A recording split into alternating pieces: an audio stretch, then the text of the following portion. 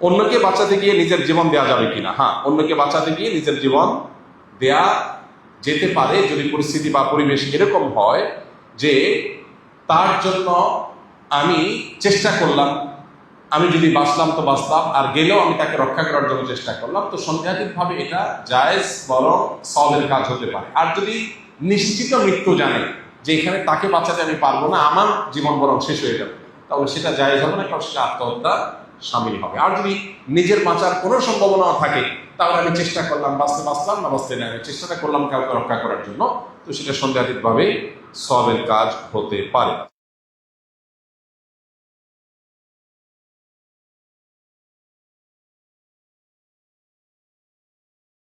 বাম হাত দিয়ে পানি বা খাবার খেলে কি সত্যি শয়তান তার সাথে অংশ নেয়? বাম হাত দিয়ে পানি বা খাবার খাওয়া নিষেধ। নবী করিম সাল্লাল্লাহু আলাইহি ওয়াসাল্লাম নিষেধ করেছেন বাম হাতে খাবার বা পানি গ্রহণ করতে, সেবন করতে, পান করতে। এবং তিনি বলেছেন তোমরা বাম হাতে খাবে না, কারণ বাম হাতে খায় শয়তান। বাম হাতে খায় কে? শয়তান। কাঁটা চামচ এবং চাকু দিয়ে খাওয়ার যে একটা কালচার পৃথিবীতে দাঁড়িয়েছেন, মানে ভদ্রলোকের খানা টাইপ, এখানে সিস্টেমটাই এমন যে আপনাকে বাম হাতে কাঁটা চামচ ধরতে হবে, কারণ ডান হাতে তো কাটা যায় না, ছুরিটা ডান হাতে রাখা লাগে, তো ডান হাত দিয়ে কাটে, বাম হাত দিয়ে কাঁটা চামচ দিয়ে খা। ম্যাক্সিমাম মানুষ এই কালচারে অভ্যস্ত। আপনি বলতে পারেন ভাই হাত তো দুইটাই সমান, হাত ডান হাতও আমার, বাম হাতও আমার, এইটা দিয়ে খাওয়া গেলে বাম হাতে কি দোষ করছে? আমি যদি আপনাকে বলি ভাই সাধারণত মানুষ ডান হাতি, বাম হাতি মানুষ অল্প, তাই না? আমরা কম্পিউটারে যখন ব্রাউজ করি বা কম্পিউটারে যখন আপনার কোনো কিছু আমরা কাজ করি, মাউস আমরা কোন হাতে টিপি? ডান হাতে। এখন আপনাকে যদি কম্পিউটার প্রশিক্ষক বলে যে বাবারা তোমরা মাউস সবসময় ডান হাতে ধরবা, যে বাম হাতে তার কথা ভিন্ন, বাকি সবাই যেহেতু ডান হাতি মানুষ, সো মাউস থাকবে কোন হাতে? ডান হাতে। আপনি যদি বলেন স্যার আমার এই হাত কি দোষ করছে, আপনি এই হাতের প্রতি শত্রুতা কেন পোষণ করতেছেন? এটাও আমার হাত, এটাও আমার হাত, কেন আমি বাম হাতে মাউস ধরবো? সমস্যা কি? আপনার দুইটা ক্লিক হইলে তৈরি, আপনি আমার ডান হাতে ধরতে বলতেছেন কেন? আপনি যদি এই ডিবেট করেন এবং আপনি যদি তেড়ামি করে বাম হাতে মাউস ব্যবহার করেন, আপনি কি সঠিকভাবে কাজ করতে পারবেন? ওই ডাবল ক্লিক ডান হাতে যত ইজি করতে পারবেন, বাম হাতে কি তত ইজি করতে পারবেন? মাউস কি তত ইজিলি আপনি ড্রাইভ করতে পারবেন, ঘোরাতে পারবেন? এটা হলো দুনিয়ার টেকনোলজি। আল্লাহর টেকনোলজি তো আমরা বুঝি না। নবীজি বলেছেন ডান হাতে খাও, বাম হাতে খেলে আমার কি কি ধ্বংস নেমে আসবে আমি জানি না, তিনি বলেছেন দ্যাটস ইট, যথেষ্ট, আমাকে ডান হাতেই খেতে হবে, বাম হাত আমার ধ্বংস ডেকে আনবে। এই জন্য দেখবেন পৃথিবীতে যে সভ্যতা বিনির্মাণ করা হয়, যে কালচার, যে ম্যানার্স এবং এটিকেট ডেভেলপ করা হয় প্ল্যান করে, লক্ষ্য করবেন আপনি, একটা নয়, হিসাব করলে দেখবেন প্রায় সবগুলো কালচারই হলো কোরআন এবং হাদিস যা বলেছে তার উল্টো। উল্টো জিনিস কাকতালীয় হতে পারে এক দুইটা ঘটনা, সবগুলো উল্টো কেমনে হয়?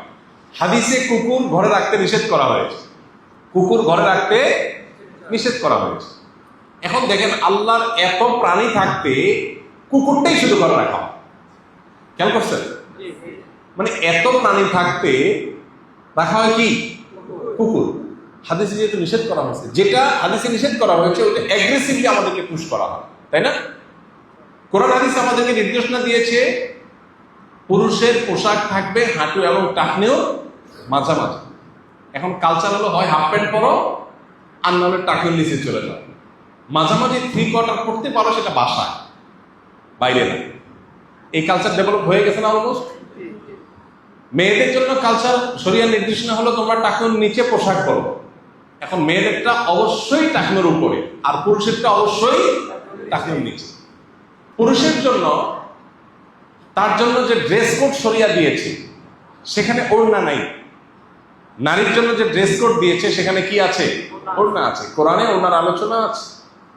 এখন দেখেন এই সময় আমাদের যে সমস্ত পাঞ্জাবির দোকানগুলো, শোরুমগুলো দেখা যাচ্ছে ডেভেলপ হয়েছে, ঈদের সময় পাঞ্জাবি বিক্রি হয়, খেয়াল করে দেখেন মেয়েদের আগে 3 পিস ছিল, এখন 2 পিস হয়ে গেছে। ওড়না নেই, ওড়না চলে গেছে কোথায়? পুরুষের পাঞ্জাবিকে। পাঞ্জাবির সাথে দেখবেন একটা কি দেয়? ওড়না দেয়।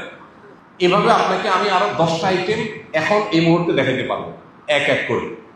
আমি জাস্ট এই কয়টায় ক্ষান্ত হলাম। আপনি লক্ষ্য করলে দেখবেন কোরআন এবং হাদিস যেটা করতে বলেছে ওইটা ভায়োলেট করার জন্য কোরআন হাদিস যেটা নিষেধ করেছে সেটা করার জন্য গোটা পৃথিবী উঠে পড়ে লেগেছে। এখান থেকেই শয়তানের যে লড়াই ইমানদারকে মানুষকে জাহান্নামে নেওয়ার জন্য সেটা বোঝা যায় পরিষ্কার। সে সবসময় আমাদেরকে উল্টা দিকে টানতে চায়। এই জন্য বাম হাতে আপনি খাচ্ছেন, আপনাকে কেউ বাধা দিবে না, কিন্তু আপনার ক্ষতি এর মধ্যে নিহিত আছে। কারণ নবীজির সুন্নাহর বাইরে মানুষের কল্যাণ থাকতে পারে না। মানুষ নবীজির কোন সুন্নাহর গুরুত্ব 1400 বছর পরে বুঝে, কোনোটা হয়তো 2800 বছর পরে বুঝবে, কিন্তু বুঝতে বাধ্য। এই জন্য আমাদের ডান হাতে খাবার গ্রহণ এবং পানীয় গ্রহণ করতে হবে। তবে প্রশ্নের মধ্যে একটা কথা লিখেছেন যে বাম হাতে খেলে বা পান করলে শয়তান সাথে খায়, এটা হাদিসে প্রমাণিত। হাদিসে আছে কি, বাম হাতে খাওয়া পান করা এটা শয়তানের কাজ, আপনি কাজটা করলে শয়তানের সাথে মিলে গেল। বাট আপনি বাম হাতে খেলে শয়তানও সেখানে শরীক হয়, এটা হাদিসে নাই। হাদিসে যেটা আছে, কেউ যদি খাবারের শুরুতে বিসমিল্লাহ না বলে তখন সেখানে শয়তান পার্টিসিপেট করে, ওই ক্ষেত্রে বলা আছে। বাম হাতে খাওয়ার ক্ষেত্রে সেটা বলা নেই।